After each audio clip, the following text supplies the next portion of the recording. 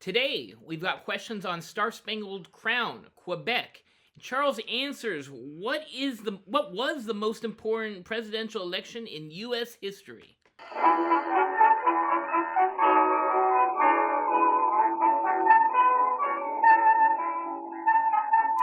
Welcome to another episode of Off the Menu. I'm your host, Vincent Franchini from Tumblr House, here with a sanguineous Charles Coulombe.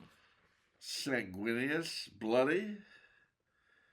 Are you referring to the eruption of blood in my left eye? Yes. Well, don't ask me. It started yesterday.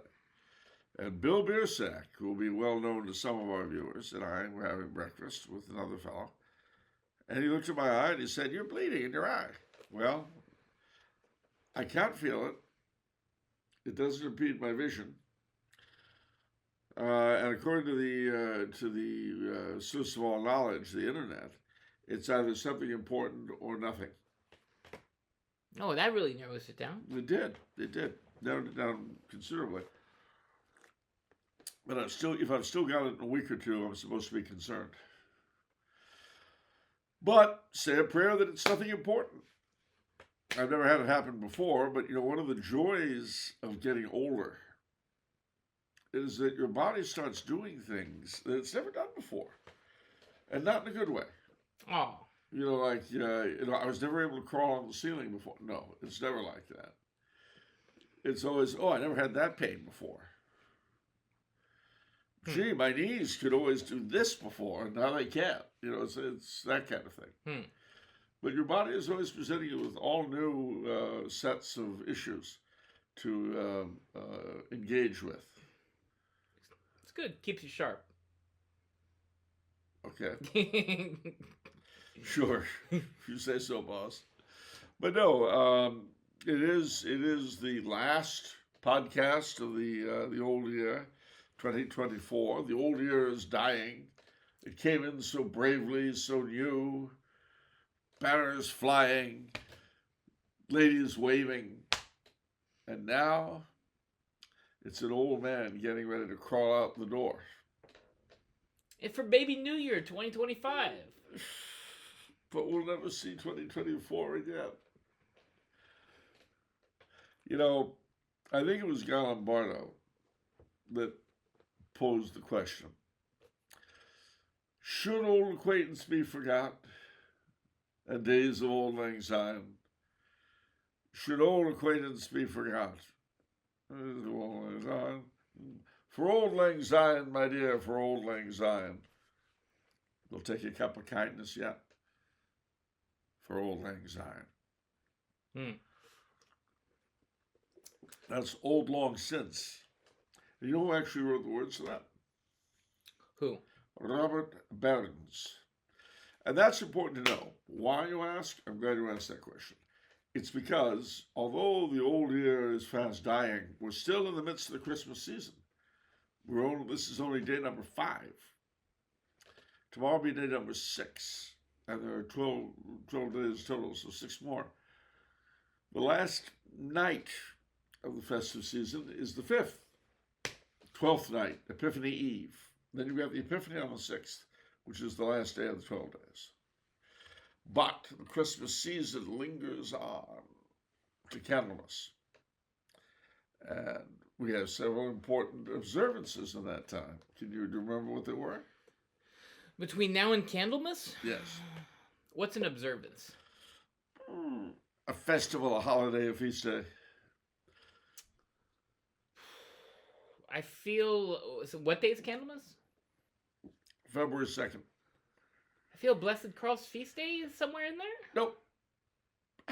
Oh, I'm thinking Charlemagne. Yes. I'm thinking Charlemagne. Charlemagne's like January 29th or something. 28th. Yes. It was the day Louis XVI was murdered, which is the 21st. The day Charles I was murdered, which is January 30th. And Charlemagne's actual feast day, January 28th. There we go. So, and then on the 25th is Robert Burns' birthday. And so Scots all over the world will have Burns Day suppers. That's wild. Just to think, just to stop and think. That's a famous Scottish poet taken from in Guy Lombardo, an Italian Canadian. Canadian weaponizing that poem. Weaponizing? Weaponizing. No! All right, repeat after me. You ready? Ready. 10, 10, 9, 9, 8, 7, 7, 6, 5, 4, 3, 1. Boom! Happy New Year! Should old acquaintance be forgot and never brought to mind? Should old acquaintance be forgot and days of old lang syne? For old lang syne, my dear, for old lang syne, we'll take a cup of kindness yet for old lang syne. Happy New Year! You're not saying Happy New Year. It's not Happy New Year yet. Well, it's going to be, but It's going to be. This is a dress rehearsal for our audience. Don't you want them to be the best they can be on the New Year? all the time. Yes, You don't want them just milling around going, oh, what do we sing now? What are the words? No. it's true. Oh, that's great stuff. But the New Year's does not mean the end of Christmas. That will continue until January the 6th, Monday next, the Epiphany, a week from tomorrow. You looking forward to that? I am. I'm looking forward to having the Christmas tree one more week. You know, just need it. I don't know. Ever since COVID, I feel like I've really had that. Well, not since COVID, but I guess perhaps in tandem with that, since my dad passed, I've always really cling to, I guess, Christmas lights, Christmas tree, that sort of stuff. Oh, yeah. You know? Hold on to your childhood as long as you can. Yeah. And, you know, my dad loved Christmas, and so it became all the dearer to me after he died. Yeah. Exactly. But, you know, some people say that the real meaning of Christmas... Are you okay? No, go on. You're doing good. The real meaning of Christmas. The real meaning of Christmas is the carp you swim with. Or bathe with. Bathe with, yeah. The carp you bathe with. Did you bathe with carp this year? Isn't that one step up? I mean, we're escalating this now from carp in the bathtub to now bathing with the carp in the bathtub. Yeah, well, I mean, isn't that a way of getting close to nature? I guess that's one way. See? You okay? Yeah, you really should. When do you get close to nature? I thought you're not a nature person. Oh, what are you talking about? Yeah. Well, what are you talking about? I'm wearing Trachton. See, it doesn't get closer to nature than Trachton. I don't know what that means. It's the Austrian and German hunting stuff. Did you hunt with that? Well, not with these. One thing I don't know what I could catch with them. What did you say? I don't know what I could catch with them. What do you mean? I mean, if I was going out hunting, I don't know what I could catch with these. As lure, you know, as bait. Okay. But it's not just Christmas, not just Candlemas, not just that. Not just the beginning of a new year and all the hope that one feels. Today, in the new calendar, is two things. One, the feast of Thomas of Becket. In a week's time, it will be the Feast of the Holy Family. In 2 weeks' time, the octave day of the Epiphany. Okay. And if that weren't bad enough, Yeah. if that weren't bad enough, there's a, how do I put it?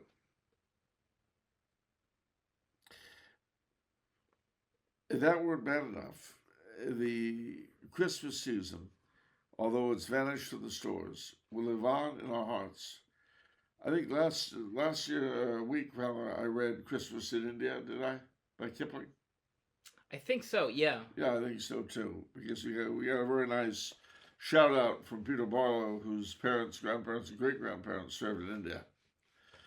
And all I can say to that is, now in India's sunny clime, where I used to spend my time, serving Her Majesty the Queen, while all that black-faced crew, the whitest bloke I knew was the regimental beastie Gungadeen. It was Dean, Dean, Dean, where the devil have you been, you Lazarusian idol Gungadeen? But of course it ends. Though I've belted you and flayed you, by the living God that made you, you're a better man than I am, Gungadeen. So for those who want to think, who would enjoy thinking of Kipling as a racist poet, eat it. Yeah, people are really talking on Twitter a lot about that stuff. They're talking about, speaking of Indians, Vivek Ramaswamy, immigration, all this stuff. A lot of chatter about that. But the only Vivek I'm interested in is the one in Morrowind. Am I right, Charles? In where? Morrowind? What about it? Yeah, that's the only Vivek I'm interested in. Oh. Same? You want me to talk about something I know nothing about? You want me, because see, every time you drag up a video game I don't know anything about, I'm expected to trot out that ancient story. Yeah. About my nephew turning, what's her face, the Swift girl. Yes, the Swift girl. Into an avatar. Yeah. And then having her attacked by blood elves. No, she was a blood elf. Oh, she was a blood elf. Yeah. And then she was attacked. Yeah. By these things. And you know what? I'm not going to talk about that. Well, you just did. Well, I'm not going to talk about it. well, I'm not going to even bring it up. You just did. Did not. Who are you going to believe, your own eyes or me? My own eyes. Well, that's unchristian. Well, you. I guess so. I guess I'm supposed to turn the other cheek on this one. Yeah, but, turn the other brain I think cell. I'm gonna just wipe the dust off my sandals and move along. If you won't have my piece, then I can't do anything for you. I just move to the next village. That was hurtful. I want you to know that was very hurtful. No, I'm sorry, ladies and gentlemen. I don't know anything about these games. And, you know, there are certain people, I don't want to mention names, and you're actually not one of them, they'll always ask me about the latest game. Kids, I don't know. It all came up long after I mean, my idea of games like that are board games by Avalon Hill. Waterloo, Gettysburg, Blitzkrieg. We had a lot of them. What are those, like Risk? Like rolling the dice? No, they're a lot. Well, you do have the dice, but they're a lot more complex than Risk. Oh, okay. And they do require a certain amount of historical knowledge to make sense and so forth. And they're, you know, and that's what we played. But we didn't have these computer war games and all that you have now. I don't know the first thing about them. Yeah. Except that Taylor Swift's was the name of a blood elf. You played Dungeons and Dragons and you buzzkilled everybody. As a dungeon master. Yes, that is true. But there was no computer, number one. And number two, if they had stopped to look at the sign, they would have seen that all of those people getting into that room would kill them. Yeah, they didn't see the sign maximum occupancy. 5 people. 5 people. Yeah. Yeah. They didn't see it because they had Asmodeus running after them, and instead of checking, they just ran into the room because of all the absolutely foolproof anti-demonic things on the door. So they said, oh, well, we'll go in here and be safe. Well, they should have read the sign. They didn't. So they got killed. They got mad at me. How did they die? Like when there are too many people in a room, when you're over maximum occupancy, what happens? What did you actually? The floor collapsed, and they fell 75 stories. They all went splat.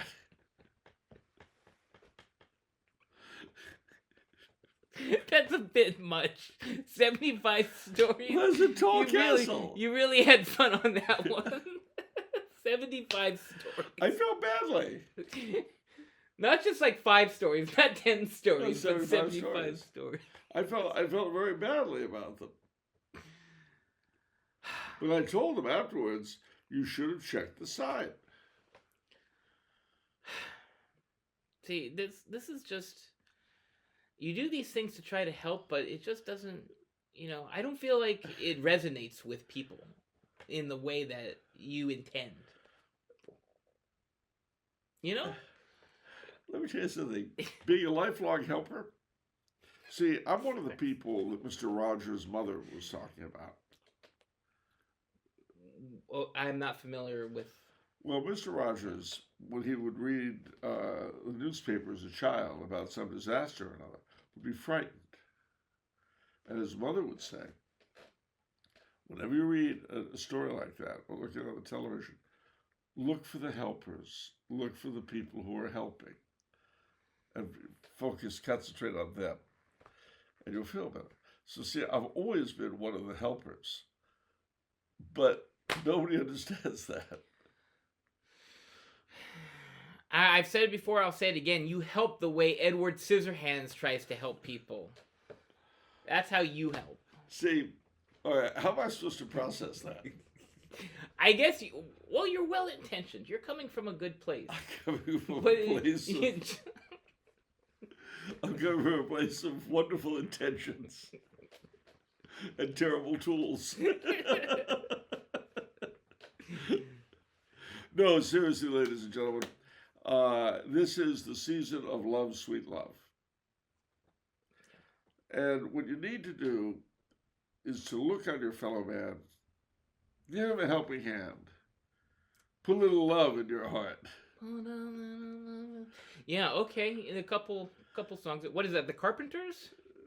What the world predates them. Well, the other was what the world needs now. Who sang that? Is loves. I don't remember, but the one that I was quoting was. Look on your fellow man, give him a helping hand, put a little love in your heart.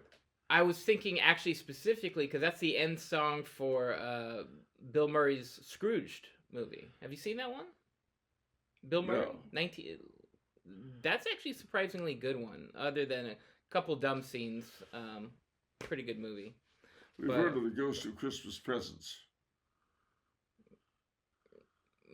No, I haven't. Couldn't be redeemed at the counter. All right. Let's do oh, see, look at knee slapping. That's a real knee slapper, kids. A guy who had a comment about it on YouTube, you ruined it for everyone. That's the last thing you want to do with Charles. This is why we can't have nice things. Okay? Why does everybody say that around me? My brother kept saying it at the wedding yesterday. This is why we can't have nice things. Everyone's so mean to me. We should stop. Nice. Did your brother really say that yesterday? No, my brother did, yeah. Yeah. Well, see, my dad used to say that. Oh, okay. But he was quoting it. My brother was quoting it literally apropos of nothing. Like, what? Yeah. We're in the line at the buffet is a little slow. And Andre goes, this is why we can't have nice things. Okay? I think he's just showing his appreciation. Yeah, well, it was a good buffet, I must say. It was Mexican. I don't believe I've ever... Where is a Mexican buffet? At the Knights of Columbus Hall in San Fernando. Oh, okay. Where my brother and sister-in-law had their wedding reception 45 years ago. And where I first came into the Knights of Columbus. Nice. And you know where San Fernando really gets its great mention? Bing Crosby? Well, he was saying the song. But more importantly, Plan 9 from Outer Space. What do they say? Well, the cemetery This is actually the Pioneer Cemetery in Somewhere. They Oh. filmed a few of the scenes, and most of them were in place in Hollywood, but a few were not. And when the colonel who's getting sent out to investigate is called in by the general, played by Lyle Talbot, who had a real career and didn't have to do this stuff. He says, "Have you ever been to Hollywood?" "Oh, a couple of times." "Well, a few miles north of there, in the town of San Fernando." I see. Okay. Well, that's the big mention, I guess. Not Bing Crosby, but that. Yes. Plan 9 from outer space. Yeah. "Well, I think that I'm safe in saying she will be waiting when my lonesome journey is done. And kindly old Reverend Thomas made us a promise that he'd make the two of us one. So I'm hitting the trail for the cow country. You can send me my mail, care of RFD. I'm gonna settle down and never more roam, and make the San Fernando Valley my home." And you know who one of the biggest owners of property in the San Fernando Valley was when he wrote that? Him. Oddly enough. Similarly, do you remember the Del Mar racetrack? Yes. Well, he wrote the song. "Where the turf meets the surf, down at old Del Mar. Take a plane, take a train, take a car. There's a smile on every face, and a winner in every race. Where the surf meets the turf at Del Mar." Well, who was one of the biggest first investors in the Del Mar racetrack? Bing Crosby? Yes! The bingo! He must have made an absolute fortune. He did. And who do you think was one of the first investors when they invented them of silver bells? I guess Bing Crosby. No, so he sang, "Silver bells, silver bells, it's Christmas time in the city." Do you know who one of the first investors in artificial snow was? Are you serious? Is this just going to keep going on and on? Is it really that crazy? He just sings about stuff he owns? You got to sing about something. And hence we got White Christmas. Okay, how'd he invest in that? Well, as I say, artificial snow. Wow. You begin to seem a little disbelieving. I'm not I mean... And you know when they finally bred a red-nosed reindeer? What? You know who first invested in it? Brenda's reindeer? Red-nosed, or when they finally bred Rudolph? a red-nosed reindeer. Okay.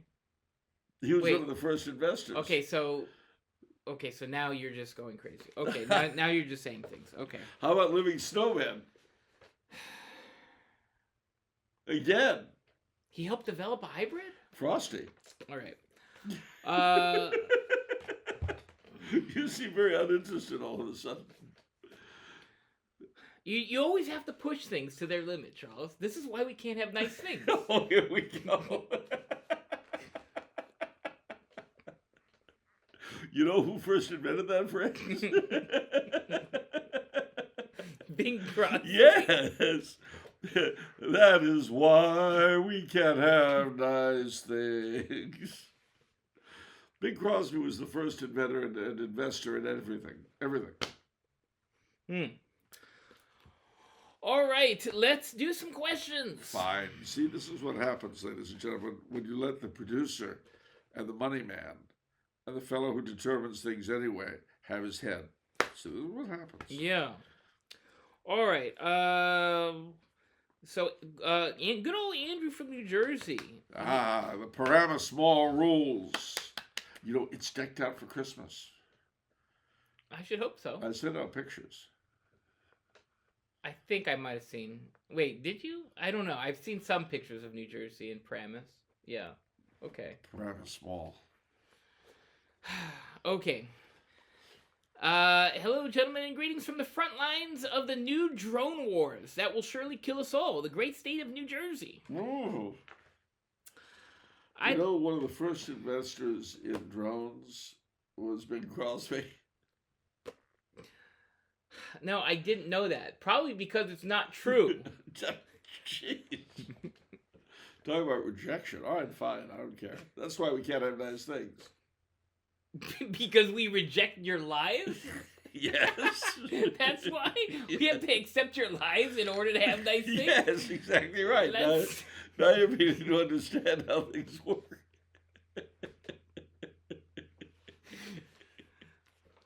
All right. Andrew says, I'd like for a moment for you to close your eyes. Okay, I can do that. And imagine a scenario. Yeah, okay. Pope Francis, God rest him, has just passed away, and a new conclave has been called to name his successor. Okay. There is a fierce battle between Cardinals Sarah and Tegel, each representing their respective factions within the church. Many ballots are cast, with neither receiving the requisite number of votes to be elected pontiff. All right. Finally, white smoke. Thousands upon thousands gather in St. Peter's Square to see which cardinal has been elected to be the new Holy Father. All right. To everyone's shock, it is neither candidate, but rather a parish priest who nobody knows anything about, who steps onto the loggia. No one knows his political leanings, his thoughts on liturgy, his level of orthodoxy or lack thereof. All we get is his chosen papal name. Charles, I'm going to give a list of possible names for this new pope, and I would like you to tell me how you personally would feel in that moment after hearing the name, knowing nothing else about the man. Yeah. Would you feel leery, nervous, heartened, hopeful, full of dread, gladdened, cautiously optimistic, or something else? Those don't sound like people names, they sound like dwarves. Cautiously optimistic, yeah. That's one. Okay, and please explain why you choose what you choose. Okay. I think we all know by now that if the new pope chose Francis II, Charles would probably look at that unfavorably. And if he chose Pius XIII, Charles would likely look upon that in a positive light. Yes. So I'll try to keep the no-brainers out. All right. All right, here are the names. All right, first one. John Paul III. Okay. Sure. Why not? I'm going to need an adjective. Okay, an adjective. Cautiously hopeful. Leo the 14th. Cautiously optimistic. Okay, no more cautiously. I want full in or full out. Gregory the the 17th. Good, but frightened because it's also supposed to be the name of the last one before the end of the world. Ooh. Who said that? Some mystic who says any of these things. Okay. Benedict the 16th. 17th. Or 17th, excuse me. Cautiously good. I shouldn't say cautiously. All right, good. Good. Because you're always going to be cautious. We're always cautious. Joseph the First. Joseph the First? Joseph the First. A little worried. Yeah. That was a good one. Okay, Urban the Ninth. A little worried. All right, John the 24th. Very worried. Innocent the 14th. Oh, I think he'd be innocent the 15th, actually. But yeah, I go for him. Sounds good. Alexander the 9th. Intrigued. Intrigued? Yeah. Clement the 15th. Yeah, that sounds good. Just for fun, Michael the First. Frightened. Very you, frightened. you pulled the trigger on that one pretty quickly. Yeah, very frightened. And that's it. All right. What was so Alexander the Ninth? You said intrigued. Why was that? Well, because the Alexanders have all been so different from each other. So unless you specifically said why and which one. It's interesting. Okay. Cool. All right. John has a question. He says every election they say, "quote This is the most important election in U.S. history." But in your opinion, what was the most important presidential election in U.S. history? I would definitely say the election of 1860. Okay, which one is that? That was Lincoln versus Breckinridge and Davis. Okay, I thought you were gonna say Polk or Harrison or something. Okay. No.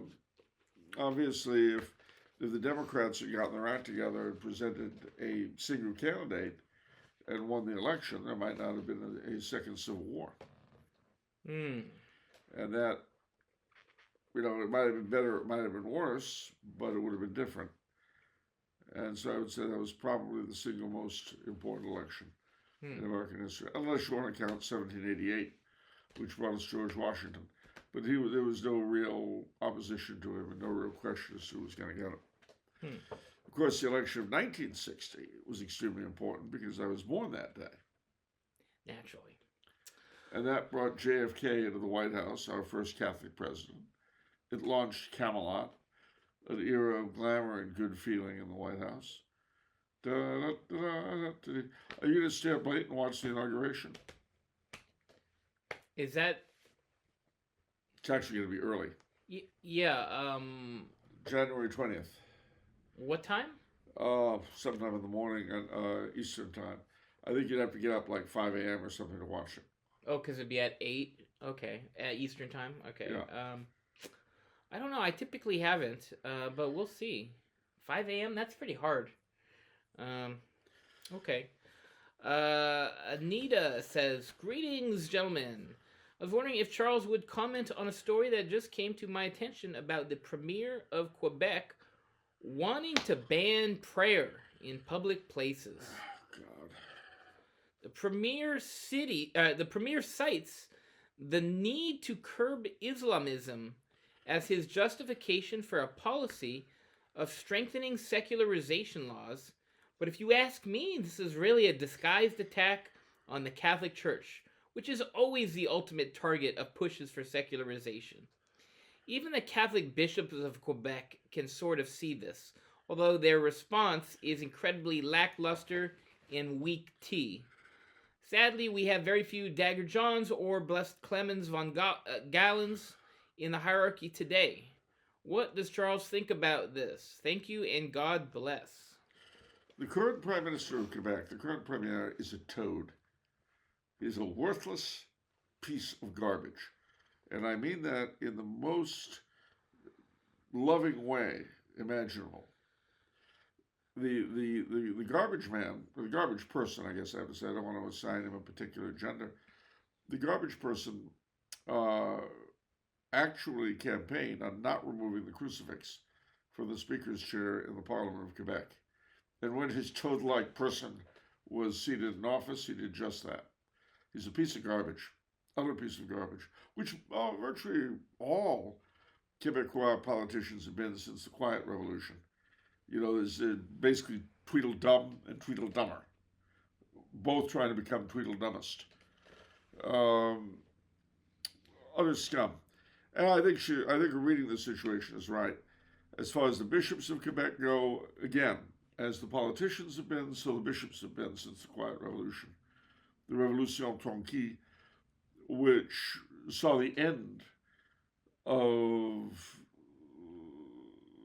our justification for existence, which was to be the great French, Catholic, and Latin fact in the New World, in North America, and a springboard, you might say, for evangelization. Instead, we've turned into garbage people who can't even reproduce. And our politicians and our bishops are symbols of that. That's what they do represent what we've become. That is true. Slime. Now, I have to say that I do see some shoots of hope in the younger generation. About 10 years ago, there was a wonderful band that's still going, a folk band in Quebec called Mes Aïeux. And they came up with this tremendous song, which I played for you at the time, De Génération, which compares the scumbags we've become with what our better fathers were, or better forefathers, and our not so good fathers. Most recently,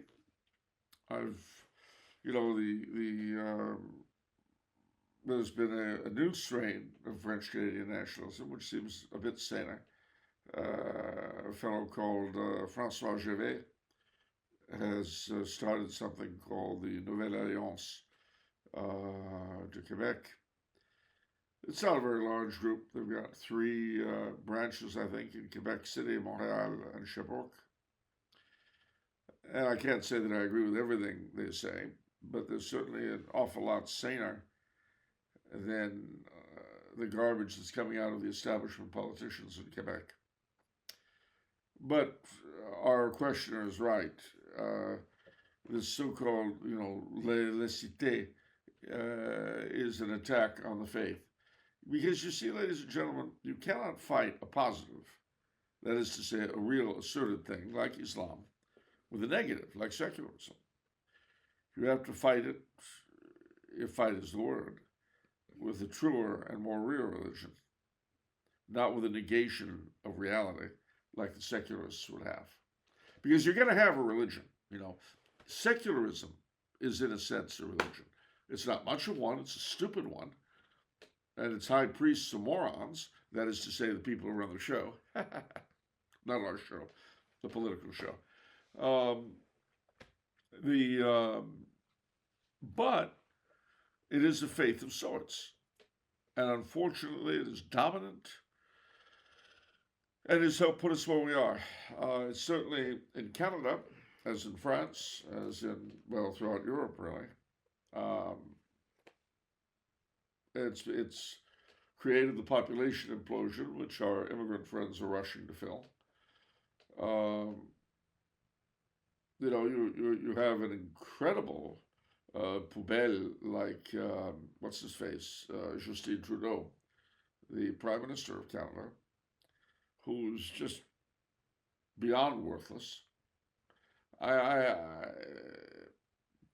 All I can tell you to people like Gervais and anyone else in our beloved northern neighbor, for God's sake, look to your traditions and pull them up and pull them back and pull them out.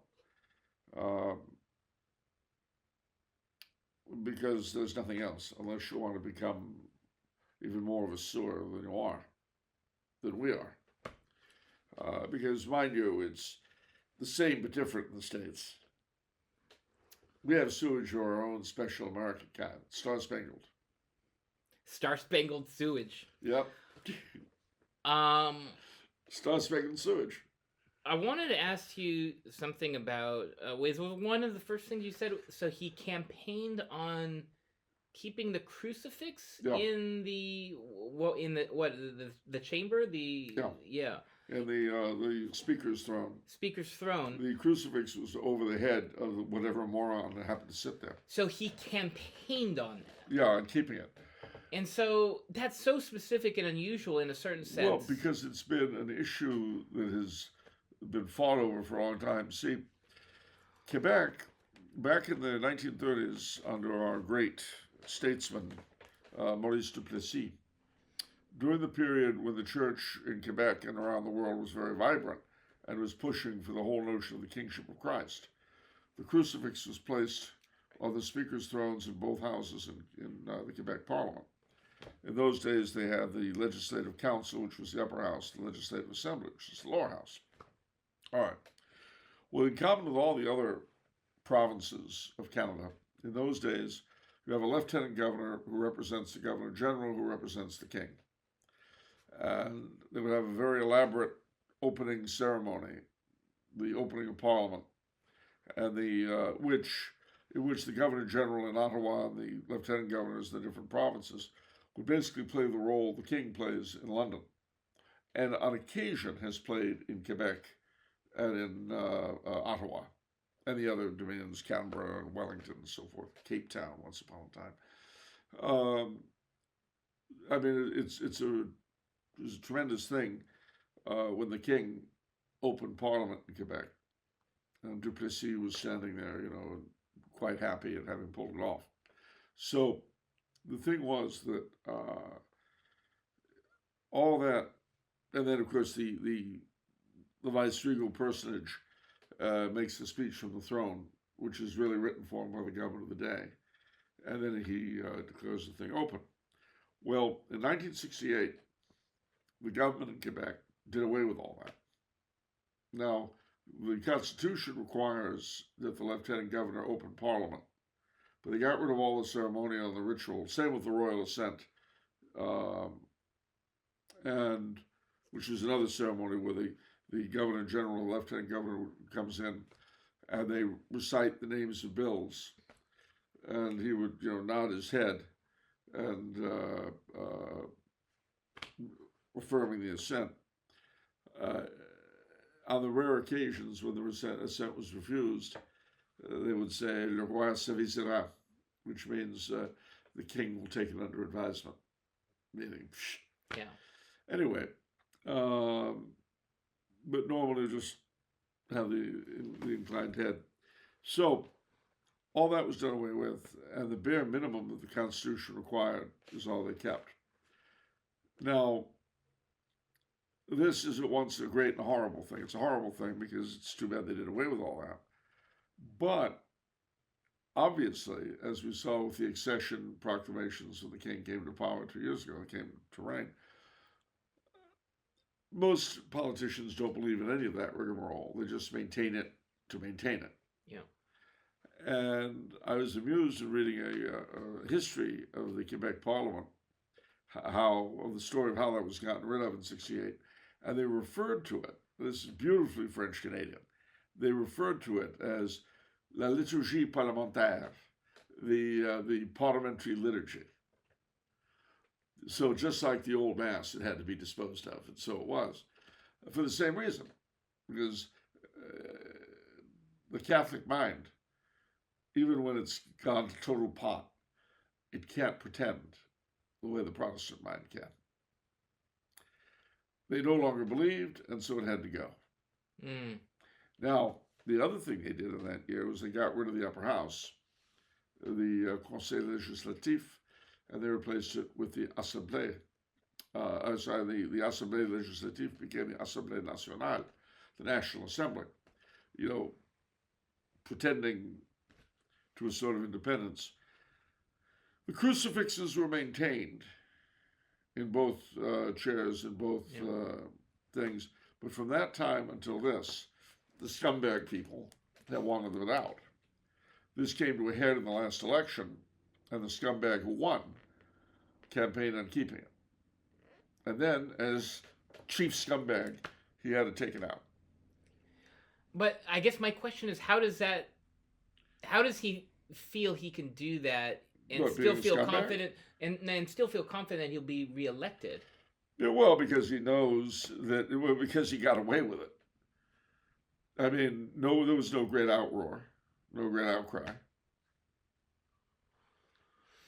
Wow. Well, then... Well, believe me, the people of Quebec are not absolved from responsibility. Yeah. Any more than the people of California. Yeah. Or the people of anywhere you like when they got rid of Roe v. Wade. See, we have to accept something. One of the myths dear to quote-unquote conservatives is that the masses of the population are still somehow sound. We're not. We've had decades of indoctrination by morons. We've eaten up with our mother's milk. Not my mother's milk, of course, because she was a lot older. But the vast majority of people today are children of that era, whether they like it or not. Their boomer parents and grandparents spoon-fed them crap, and they ate it. And now they believe it. And they may not like elements of it. And they may not like some of what comes, but basically what does it all boil down to? Free sex. That's why we're for abortion. That's why we're for birth control. That's why we're for secularism.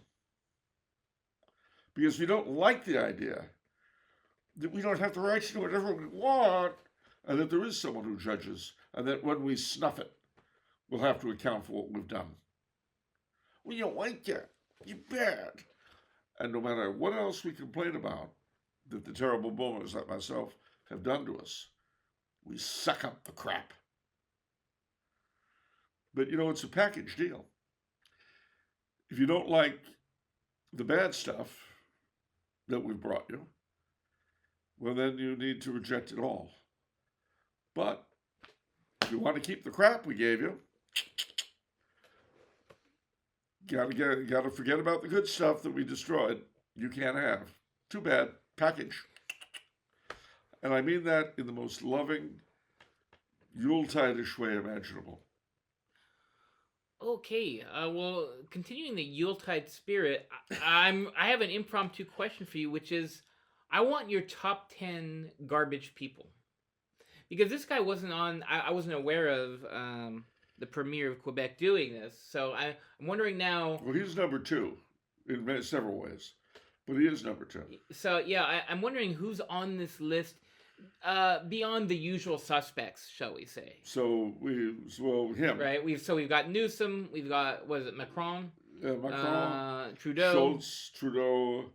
Who's Schultz? Schultz is the Chancellor of Germany. Okay. Nehammer. Your favorite in Britain. Oh God, yes, Secure Stormtrooper. Sieg Heil, baby. Okay. We've got Nehammer in Austria. I can't think of the moron's name in Spain, but him. The guy who's in power because he sucks up to the traitors. Oh, that one. Yeah. That was bad. Yeah, he's a real slime bucket. There's so many. I mean, you talk about, as we say in French, an embarras de richesse, an embarrassment of riches. There's so much, and and we'll leave the ecclesiastical front aside. Yeah. There's so much there. The governor of New York, whose name escapes me mercifully. Any mayors in there? Yeah, the current mayor of New York City. The current mayor of Los Angeles, I don't think much of her, but I don't know enough to really comment. Yeah. She just got elected, too, so give her time. Give her time to reveal. Looky here. I know it smelled awful, but wait until you see. All right, let's see. The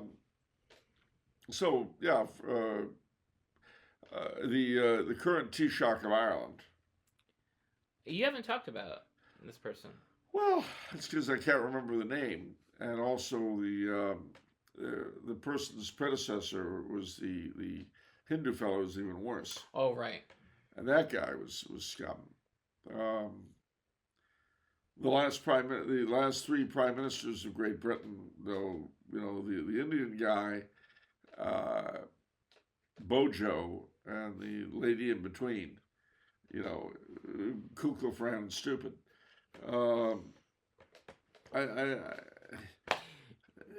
I saw such a funny meme from the House of Commons lately. It was all these different sessions, and it was like sessions to discuss the road. And it's completely empty. All these debates on really serious matters. Really important.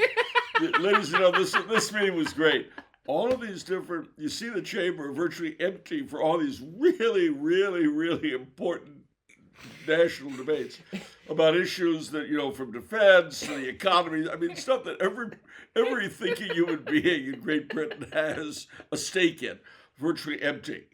But then the debates on their salaries, everybody's there. I mean, you talk about all the hogs being at the trough. Woo!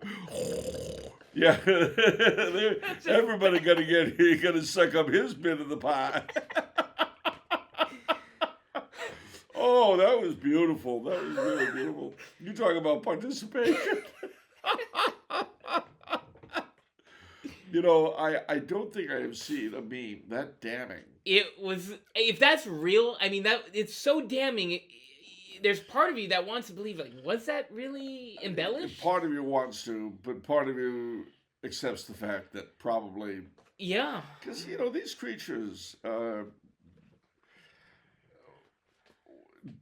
parliamentary democracy, ladies and gentlemen, really is a question of the number of pigs at the trough, both in terms of the actual pigs and those who vote for them.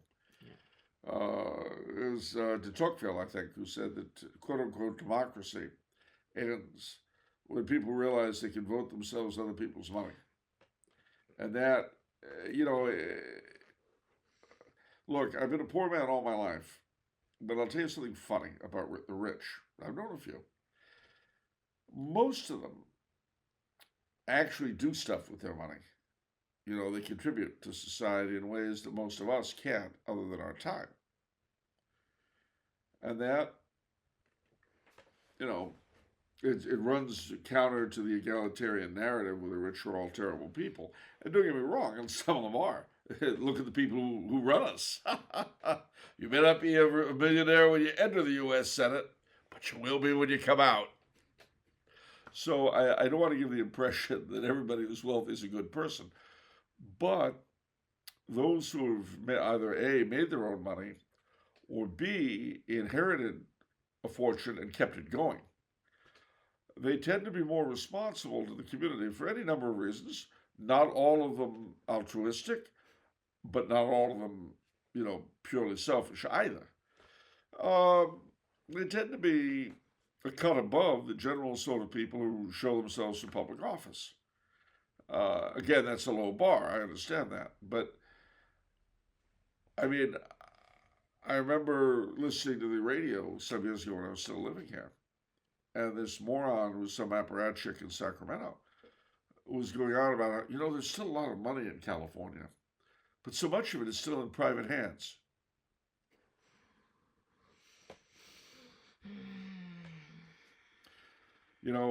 Who pays the bulk of the taxes, ladies and gentlemen? It's the rich. Yeah.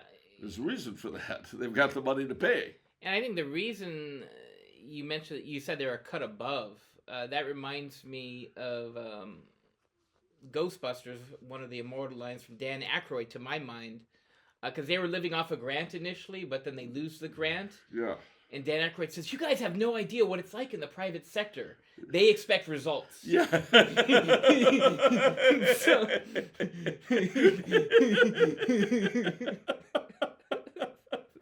So I hate it when that happens.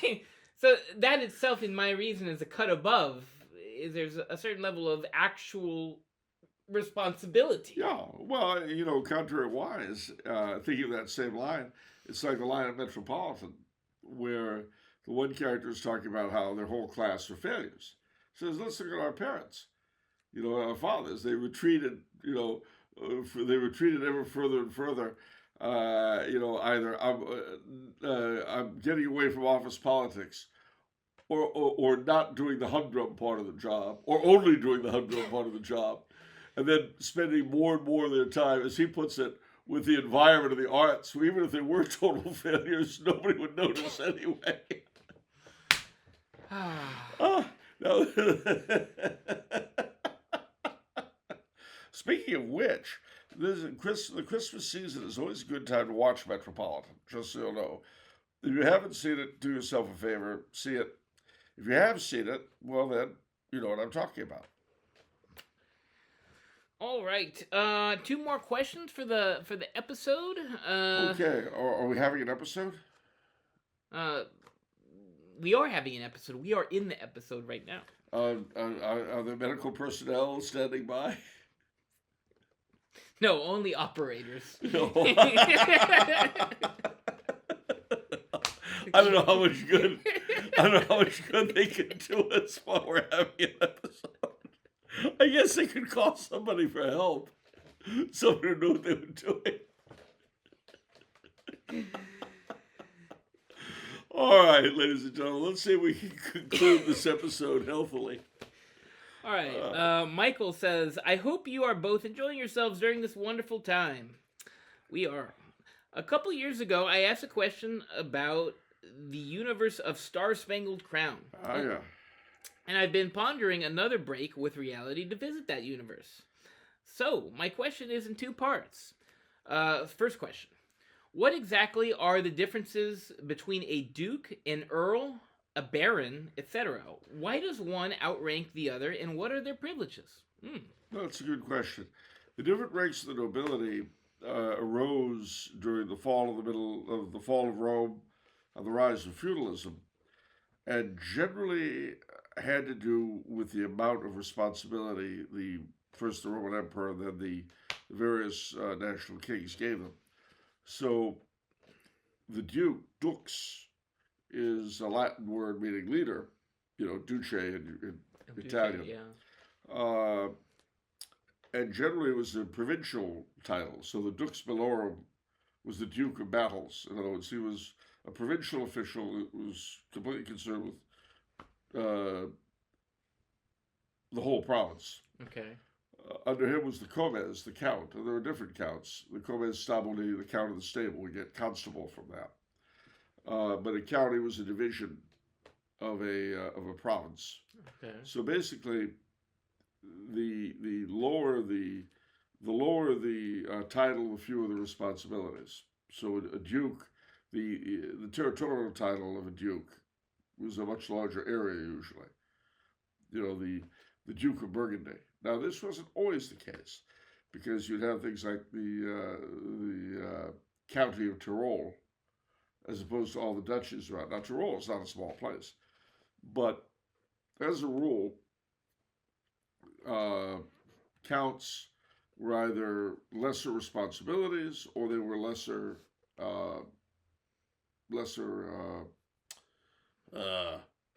smaller areas. And then viscounts, of course, were under them. Hmm. In the English-speaking world, you didn't have counts; you had earls. But a female earl is called a countess. Okay. So you'd have Count and Countess du Soilu in France, but their equivalents in Britain would be the Earl and Countess of something or other. Okay. And then it went. The Marquis, the Margraf, was higher than a count, and he was generally a commander of a border area originally. Now, as time went on, these differences became somewhat less, and more just a prestige. Okay. So the ranks formed, but then you're made a marquis instead of a baron, not because of what you do, but because, or rather, how do I put it? Because I'm the king, we'll say, I want to give you more prestige than somebody else. I make him a baron, I make you a marquis. But the baron so-and-so might very well be the prime minister. And you're just a fellow who, you're an industrialist who did something I really like. I see. So this is probably sort of happening as responsibilities are diminishing in general? Yeah. Yeah. Because imagine it like this. Imagine that the beginning of the nobiliary system is when the central, first of Rome and then eventually the Carolingian Empire, is breaking down into feudalism. Yeah. But then, slowly but surely, Humpty Dumpty picks itself up again, and you have the modern state emerge. Yeah. So, for each of these changes, the nobiliary titles sort of change with them. I see. But not in title, but in function. Yeah. And similarly, in France, for instance, in the 17th century, the King of France created a whole bunch of new titles. And you had what we call the noblesse de la paix, who were the old medieval feudal nobility who had fought for the king, who had been knights and things like that. And then it was called the noblesse de la robe, the nobility of the robe, as opposed to the nobility of the sword. And these people were civil servants and bankers, and now eventually they would sort of merge socially. And in countries where you had kings still creating them, into the 19th, 20th centuries, let's say you're made a nobleman, your children, you yourself would not really be accepted as a social equal in all likelihood. although they'd have to pretend. Your children, much more so, and your grandchildren, you know, not a problem. And in that sense, the nobility in such countries was much more fluid than what it became in republics. Because once you stopped having new noblemen made, it was frozen into a caste, which is where it is now in the vast majority of countries, because only a couple of countries, even monarchies, still create nobility regularly and freely. And there were reasons for this. One of them is that the governments didn't like the idea of the kings being independent. And one way that they could be independent was by creating nobility for their own sake. So in Britain, to take the key example, up until they stopped pretty much creating hereditary nobility in 1963, that and the creation of knighthoods fell almost completely into the hands of the government. And so what you would have from time to time, try not to be shocked at what I'm going to say, you'd have the honors sales scandals. I know it's hard to believe, but a prime minister or a cabinet minister would be selling either knightly or noble titles to wealthy people. And there'd be oh, gee willikers, I can't believe it. How could that possibly happen? You know, it's like you're being upset because the madam of a bordello doesn't maintain a high level of morality. But interestingly enough, if you compared the sort of people who got the few remaining honors that the king or the queen did give out in Britain versus the general run, they were a much higher bunch of people. And when I say higher bunch of people, I'm not talking about money per se, necessarily. I'm talking about community activists, you know, people who really did things for the community, as opposed to mere rich people. And so I've always said the one way to end honor scandals is simply to take it completely out of the hands of the politicians and put it in the hands of the king. But of course, if you did that, then they'd have fewer ways to reward their cronies. Although I'm sure, you know, kickbacks and things like politicians can always find a way to reward their supporters. That is one thing you need never be afraid of. Gee, how will the prime minister be able to reward his sycophants? Don't you fret, my dear. He'll find a way. And they'll reward him. Okay, last question is from Michael, and he says, under the reign of the Lichtenberg Stuarts, so this is a reference to Charles's book, Star Spangled Crown, which is a sort of a what if America turns into a monarchy. This is sort of the reigning house, the Lichtenberg Stuarts. He says, what would be some American nobility titles? What would the hierarchy look like? What rights, if any, would this allow them to exercise in government? Well, you got to bear in mind that one of the things about Star Spangled Crown was that my king did his best to maintain as much as possible of the old American setup as he could,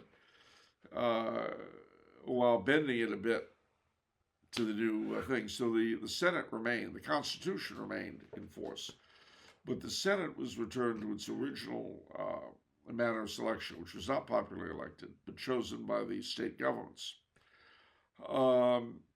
Presumably, and mind you, this isn't something I thought out, bear in mind this is all fictional, but presumably, since the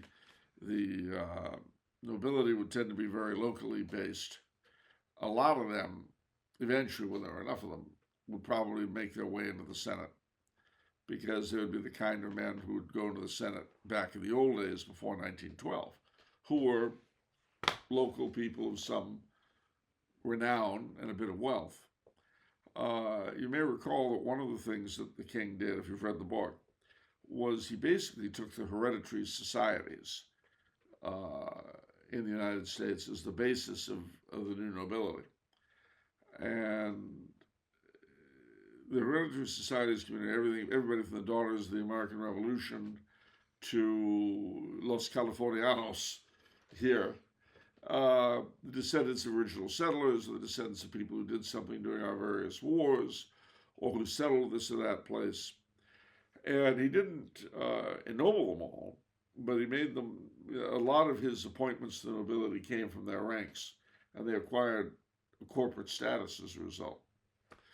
Um, it's interesting that there is, in April, I think, what's called the genealogical fortnight, or the hereditary fortnight in Washington, where these organizations gather during that period. Well, that's true. That happens every year. It's not the biggest deal in the world, but it happens.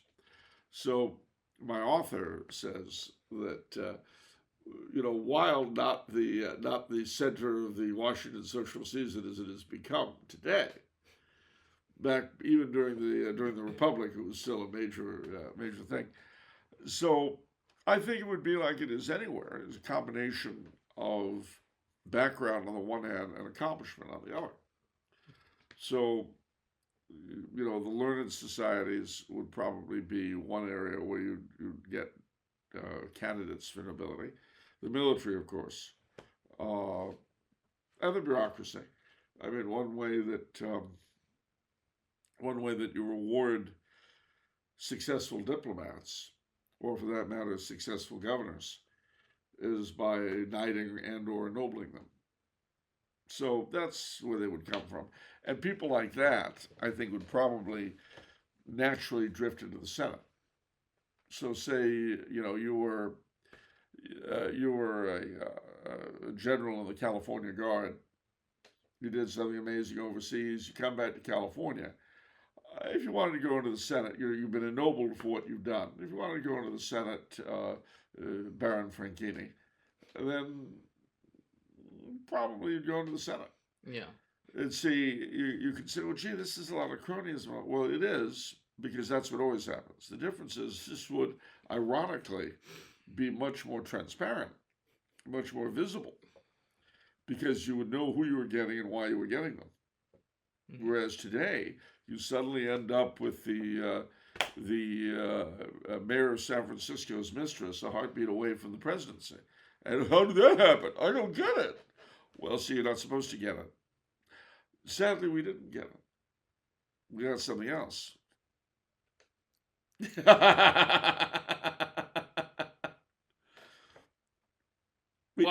I don't. Was Trump someone's crony?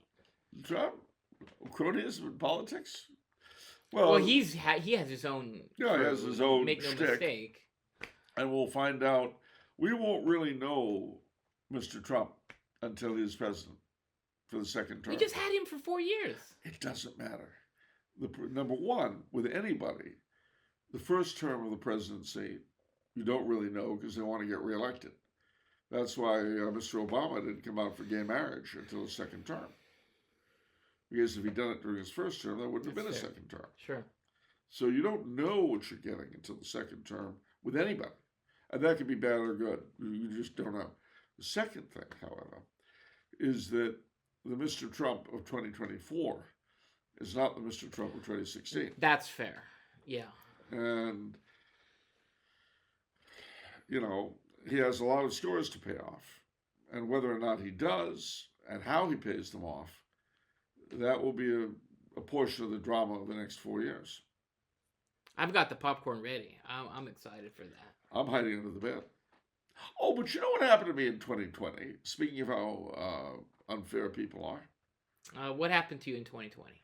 Well, I got sick and tired of people saying, and this happens to me every year, so it's not just with the Trumpster. Every bloody year, if so-and-so is elected president, I'm leaving the country. Oh. And we heard this when Obama was running. Whenever I hear that, no, you're not. You're not going anywhere. You're going to sit there and suck up the dough the way you always do.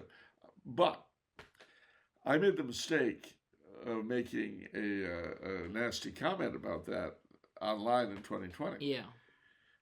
And somebody wrote back to me, no, you just did it without threatening. Which is true. This is true.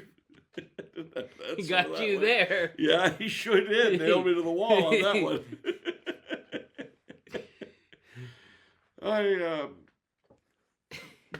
I didn't know what to say. I didn't have a response. There was nothing I could say. It was just like, yeah, guess you're right at that one. Oh, the one I liked also at that same time, the same person I think it was, referred to me as an ex-patriot. Oh, nice. Oh. Ooh. Yeah, well, you know what, buddy? If I had an answer to that, I would use it, and it would be cutting, and you'd feel like a moron. But I don't. So, hi. Just check it in. All right. Got any more questions? We're out of questions. We're out of time. Golly. Yeah. Well, years out of time. Say a prayer for my eye that it's nothing serious. Because if it is, it'll be serious. But of course, if it isn't, then it won't be. Yeah. I think that's right. That you got it dead on. I will say though, and I do think this is worth thinking about. The story is told by the Chippewa now of the Great Lake they call Gitchigui. Superior, it said, never gives up its dead when the gales of November blow gloomy. I was really counting my chickens on this one. I thought we were going to get through this episode without any boomer songs, but I guess I was wrong. A boomer song? Yeah. So basically, you're discounting as unimportant the wreck of the Edmund Fitzgerald. Well, that's a loaded question. That's a very smart guy. See, the thing about boomer songs, and people make fun of them, okay, each and every one of them has a deep philosophical core. Like, sha la la la la la, live for today. Yeah. See, that songs, the garbage songs you people listen to today don't have that kind of deep meaning. Have you ever had to make up your mind to go up with one and leave the other behind? Have you ever had to make up your mind? See, these are philosophical questions that the songs of my era posed. I'd have to think about that one. That's interesting. Michael Rennie was ill the day the earth stood still, but he showed us where we stand. And Flash Gordon was there in silver underwear. Claude Rains was the invisible man. Then something went wrong for Fay Ray and King Kong. They got caught in the celluloid jam. And at a deadly pace, it came from outer space. And this is how the message ran. Science fiction, double feature. Dr. X will build a creature. See androids fighting Brad and Janet and Francis Stars and Forbidden Planet at the late night double feature picture show. Rocky Horror over here. Yeah, but you give me something by Limp Bizkit that poses that kind of questions. See? I think that was on the pre-show. Charles name dropped Limp Bizkit last week, and I almost died. I think all the patrons almost died. Is it my fault that I'm not completely out of it? Am I to be blamed? Okay. I guess just in terms of as far as musician names go, for you to say the words Limp Bizkit, it's kind of an old band, actually. I mean, it's actually, perhaps 20 years old or so. Yeah, it's very old. It's not like Lady Goo, who's 10 years old, or Taylor Swift's Lindsay Lohan. Right. Who's the other one? The other chick like Lindsay Lohan. She had her civil rights taken away. You know who I mean? She dated that guy from that band. She dated that guy from the band. Gwen Stefani. No, it was a boy band. A boy band. Justin Timberlake. Yes. Justin Timberlake. So then he married the actress. I can't remember her name, but she's He married the actress, but she was involved with this other chick for a long time. I don't think that's true. I thought they got married a long time ago. Let's see. I, See, we're all millennializing, ladies and gentlemen. You can join us too. If any of you Jessica Biel. Jessica Biel. I don't think. No, it was before Jessica Biel. Oh, he was Cameron Diaz. He was with No, Cameron not Diaz a Cameron while, and then Diaz. Britney Spears. Britney Spears. God, That's the I had to go one. through the whole list for Timberlake here. Okay. Britney Spears. Britney Spears. What about her? Well, she was crazy. I'm not saying that's I bad. thought she converted. I thought she was doing Well, she cool did, things. but she had this period of nuttyism. Well, as one does when you're in that crowd. I mean, you're just gonna get got, and you're surrounded by madness. The madness becomes real. The madness becomes normal. It's kind of like, if you watch off the menu for a long time, it's just, this is your new normal. Yeah.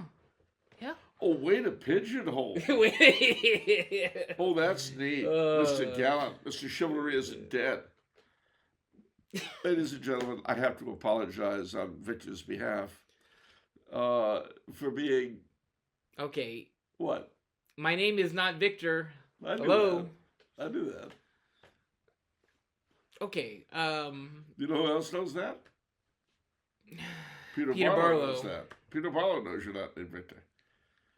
Okay. In the comment, what we're referring to is the comment last week is Charles and Victor. I have a feeling that was autocorrect. I'm hoping.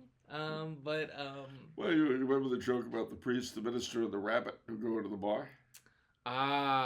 See, okay. The bartender says to the rabbit, "What do you have?" He says, "I've got no idea. I'm only here because of autocorrect."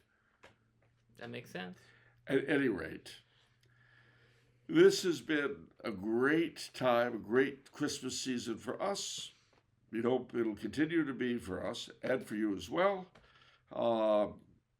It's great being back here in the old studio, seeing old Rose slumped over her bucket.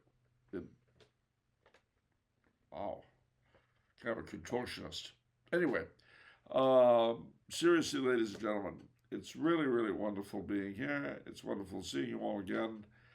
We can't tell you, as this old year ends, we can't tell you how grateful we are for you, for your patronage, for your viewing, for your questions, for everything. And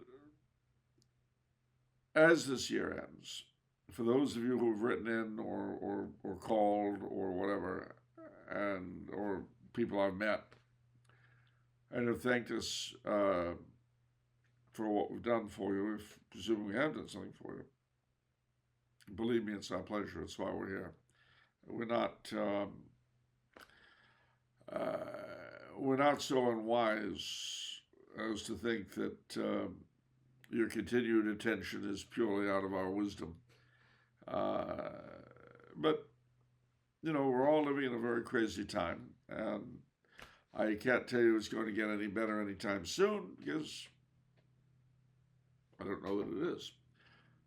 But say your prayers, stay sane inside insanity, stay close to the Blessed Sacrament, and, sooner or later, one way or the other, we'll all get out of this mess.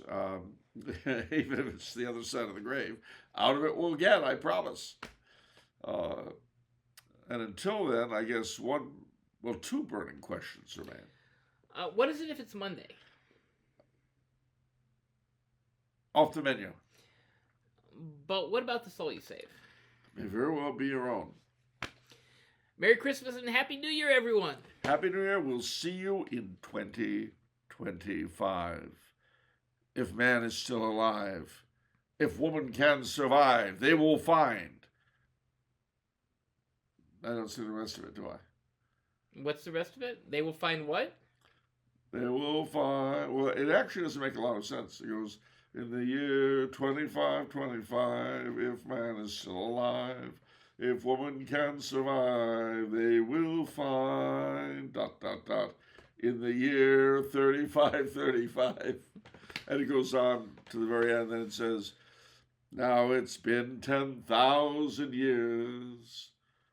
Man has shed a billion tears, but in the twinkling of starlight, something endless night, and then it repeats. So it's kind of like Stephen King's end of the Dark Tower series, Shaggy Dog Story. All right. Spoiler alert. See you next week, kids.